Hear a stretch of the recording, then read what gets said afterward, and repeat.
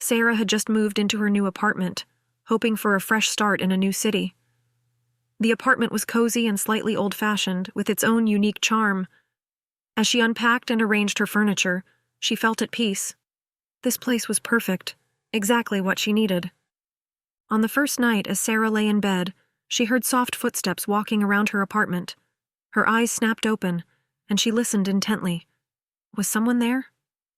Cautiously, she got up and walked through the apartment, checking each room but found nothing.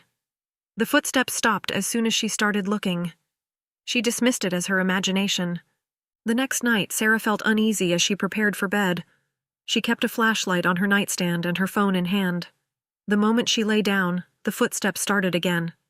This time, she jumped out of bed quickly and turned on the flashlight, but again found nothing. The footsteps ceased. Frustrated, she wondered if she was losing her mind. Determined to find answers, Sarah sat at her kitchen table with her laptop, researching the history of her apartment. She discovered old news articles about a woman who had disappeared from apartment 13 years ago. The mystery was never solved. The only clue was the sound of footsteps heard by neighbors, but no one was ever found. On the third night, Sarah set up a camcorder to record video in the living room, determined to catch the source of the footsteps.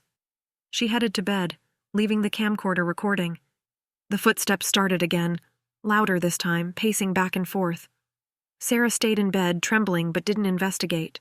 The footsteps continued for several minutes and then stopped abruptly.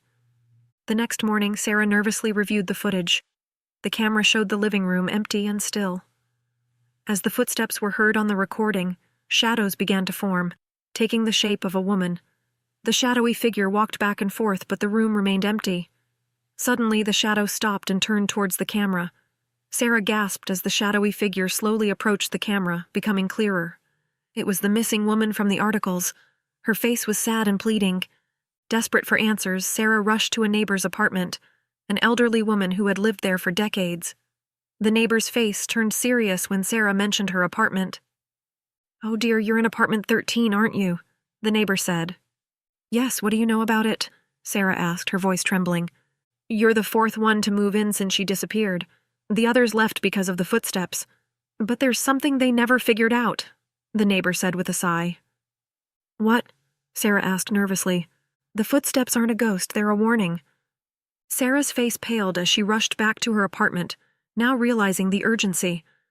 As she entered, the footsteps started again, but this time they were frantic, almost running. She looked around wildly and finally checked behind the large old mirror in the hallway. Behind it was a small hidden journal. With shaking hands, she opened it. She read the last entry in the journal. "If you hear the footsteps, don't look for me. Look for the journal.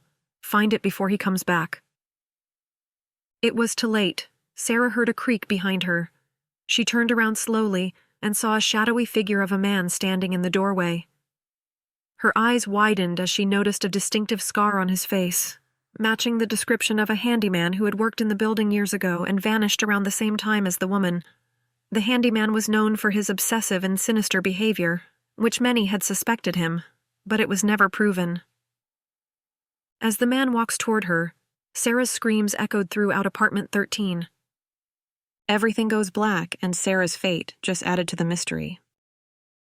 The man leaving with the journal thinking, "The secrets of apartment 13 are better left unknown and untold." Some secrets are meant to be left behind closed doors. Don't forget to like, comment, and subscribe for more spine-tingling tales.